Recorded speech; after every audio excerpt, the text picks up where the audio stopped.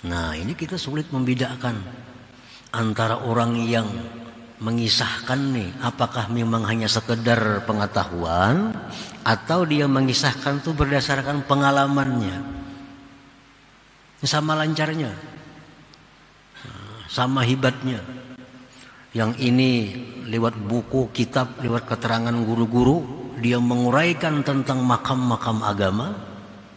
Yang satu ini berdasarkan pengalamannya sendiri, dia kisahkan tentang makam-makam agama. Nah, kita sulit membedakan mana orang yang sudah sampai ke sana atau hanya sekedar tahu. Nah, itu artinya qadil tabasal farqu baina hadza wa dzak. Sulit kita membedakan. Illa ala sahibi basirah, kecuali atas orang yang mempunyai mata hati. Nah, kalau orang yang sudah punya mata hatinya tahu, oh ini berkisah aja ini. Oh, yang itu pengalamannya. Naknya tahu. Kada samar fa innahu la yakhfa alaihi al-farqu bainahuma, bahwasanya tidak nampak, tidak samar, tidak tersembunyi atas orang yang mempunyai mata hati itu perbedaan antara keduanya. Orang yang berkisah hanya ujar orang jua, lawan yang berkisah berdasarkan pengalamannya. Nah, orang yang punya mata hati itu kawan menilai. Nah, sebabnya apa? Karena orang-orang yang sudah mengalami tentang makam baka misalnya, kalau dia bercerita baka, maka perkataan yang dikeluarkannya itu ada mengandung roh. Nah, perkataan yang dikeluarkan itu ada mengandung roh. Hidup artinya perkataannya itu. Kalau yang menguraikan ini memang berdasarkan pengalamannya. Tapi kalau orang yang menguraikan tentang suatu makam tapi yang berdasarkan pengetahuan, nah itu perkataan itu kada punya roh, kada punya makna, kada hidup. Nah, hidup kadanya itu hanya bisa diketahui oleh orang-orang yang punya mata hati. Nah, para muhibbin rahimakumullah. Ada beberapa tanda,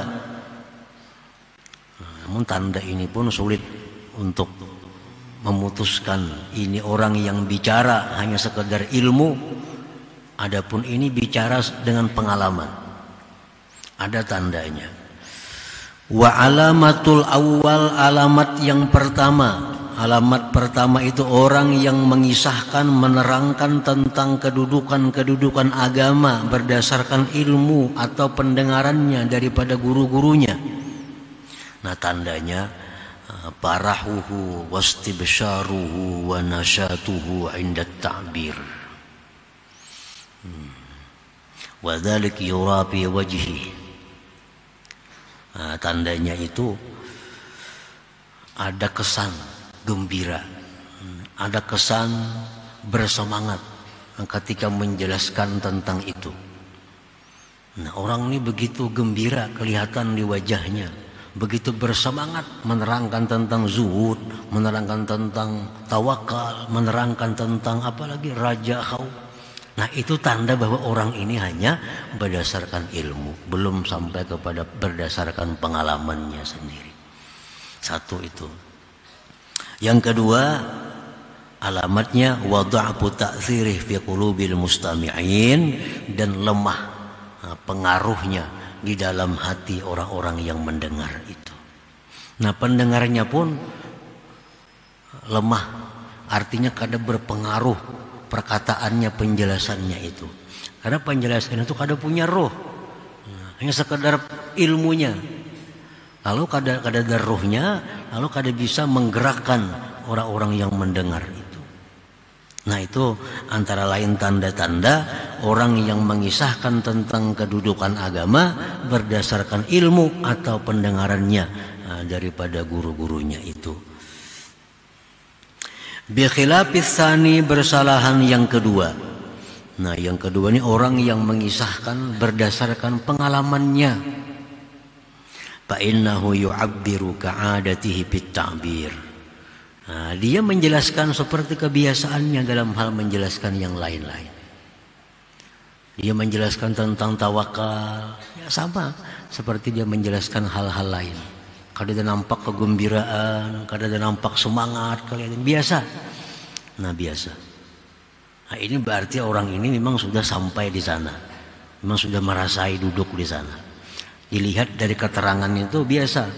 Nah, kada nampak bersemangat, kada nampak gembira di wajahnya. Wa quwwatu ta'thirihi fi qulubil mustami'in, dan kuat pengaruhnya itu takbir pada hati orang-orang yang mendengarnya. Orang yang mendengarnya pun kalau dikisahkannya tentang takut kepada Allah, terkesan dalam hati pendengarnya. Ini menunjukkan bahwa keterangannya itu punya roh, hidup, sehingga bisa menggerakkan hati pendengarnya itu. Nah itu perbedaan antara orang yang menjelaskan kedudukan-kedudukan agama berdasarkan ilmu pengetahuan dan berdasarkan pengalaman.